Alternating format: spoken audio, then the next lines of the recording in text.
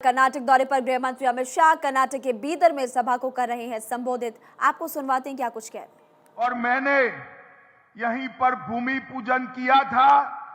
युवा मोर्चा के कार्यकर्ताओं को जिम्मेदारी दी थी कि एक अस्मरणीय जिसका विस्मरण हो ही न सके ऐसा अविस्मरणीय स्मारक बनाइए जिससे सैकड़ों सालों तक घोरता के शहीदों को श्रद्धांजलि पूरा देश दे पाए। और आज मुझे बहुत आनंद कि घोरता के शहीदों के स्मारक का उद्घाटन भी मेरे हाथों ही हुआ है। मित्रों, आज मैं कहकर जाता हूं, एक बार आप पूर्ण बहुमत की भारतीय जनता पार्टी की सरकार बना दीजिए।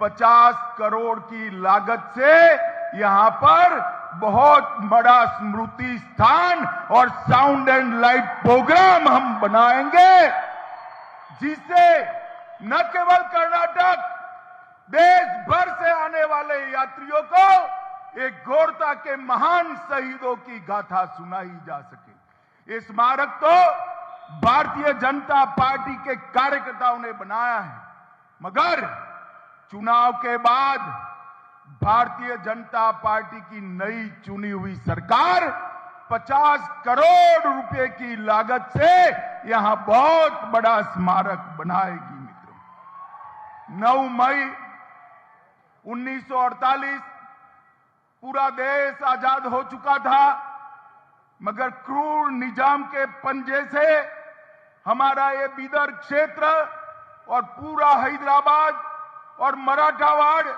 आजाद नहीं हुआ था। ये तेलंगाना की सरकार आज भी हैदराबाद विमोचन दिन, हैदराबाद मुक्ति दिन मनाने में संकोच कर रही है, मगर हमने मोदी जी के नेतृत्व में तय किया है कि हर हैदराबाद विमोचन दिन पर हम भव्य सरकारी कार्यक्रम मनाकर हैदराबाद मुक्ति का कार्यक्रम करेंगे। गत साल तेलंगाना में हुआ था, इस साल भी तेलंगाना में करेंगे और अगले साल जब स्मारक बन जाएगा 50 करोड़ रुपए से हम एक घोरता गांव में ही वो हैदराबाद मुक्ति का कार्यक्रम करेंगे। मित्रों, 200 लोगों का शहीद स्थान जहां के मुंशी स्वयं आए और आज वहां पर एक भव्य स्मारक देखकर मन को बड़ी शांति होती है।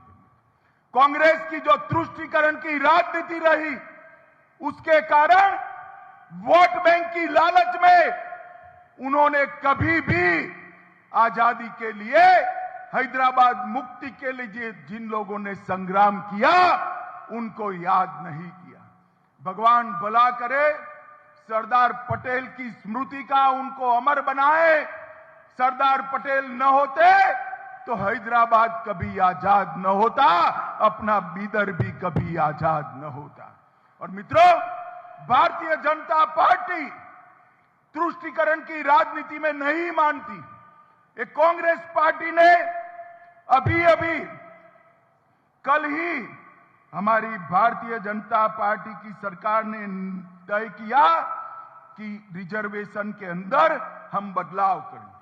एक कांग्रेस पार्टी ने वोट बैंक को खुश करने के लिए 4% माइनॉरिटी रिजर्वेशन लगाया था, उसको हटाकर 2% वोकलिका का और 2% हमने वीर शैव और लिंगायत को देने का काम ये भारतीय जनता पार्टी। एससी में भी एससी लैब के लिए 6%, एससी राइट के लिए 5.5%, एससी लंबानी, भोवी, कोरचा, कोरमा के लिए 4.5% और अन्य समुदायों के लिए 1% कर वहां पर भी अन्याय को दूर करने का काम ये भारतीय जनता पार्टी की सरकार ने किया है।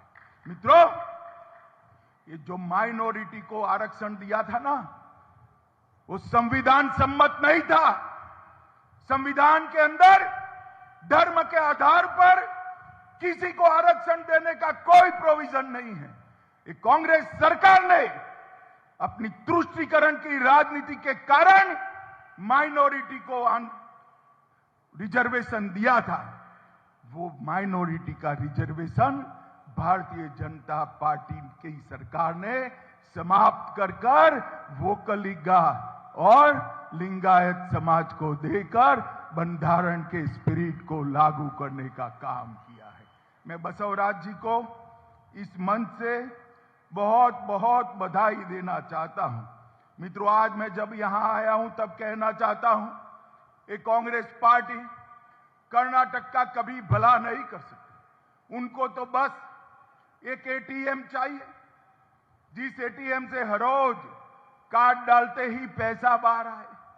आप मुझे बताओ बिदर वालों, कर्नाटक को आप कांग्रेस का एटीएम बनाने के लिए तैयार हो क्या? तैयार हो क्या? कांग्रेस के भ्रष्टाचार को सहन करोगे क्या? कर्नाटक का विकास केवल और केवल नरेंद्र मोदी जी के नेतृत्व में हो सकता है। भारतीय जनता पार्टी की पूर्ण बहुमत की सरकार ही कर्नाटक को विकास कर सकती है। गत चुनाव में येदियुरप्पा जी के नेतृत्व में आपने 104 सीट दी, मगर कुछ कम पड़ गई। जैसे ही कम पड़ी, ये जेडीएस वाले कांग्रेस की गोदी में जाकर बैठ गए। तो मिशन कर्नाटक पर आपको बता दें कि केंद्रीय गृह मंत्री अमित शाह ने जमकर कांग्रेस पार्टी पर निशाना साधा।